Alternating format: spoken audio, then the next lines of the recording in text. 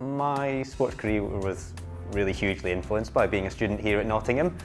I actually started university when I was only 17 years old because I'm Scottish and I hadn't turned 18 yet, but I had finished school, and so I was young, and I was here till I completed my 4-year degree at 21. And 17 to 21 in the life of an athlete is hugely formative number of years. I mean, that's where I went from being a young, talented paddler, and by the time I'd finished my degree, I was GB team for the World Championships.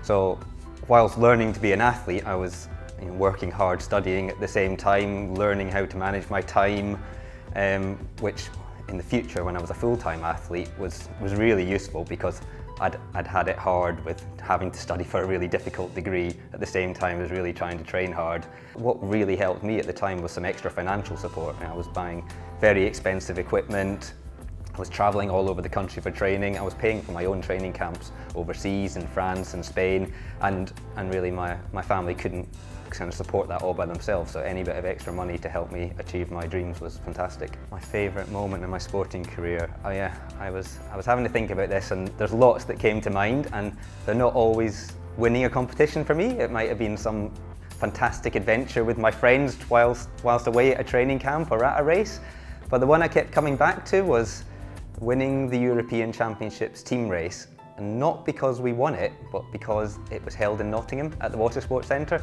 And even in my long 12-13 year career at the highest level, it was my only race I got to do back in UK. We just didn't have any major races in UK, and so it was the one time we raced in UK and we won it, and there was loads of friends and family there with Union Jacks and all watching the prize giving. It was great. It's really an honour to be back here at the university and inducted into the Hall of Fame. The university holds a special place in my heart. I look back on my years very fondly, and it really was part of me growing up and becoming the athlete I ended up being. If I was speaking to a young athlete in our sport, I would make the question not about the sport itself, but ask them why they do the sport to start with.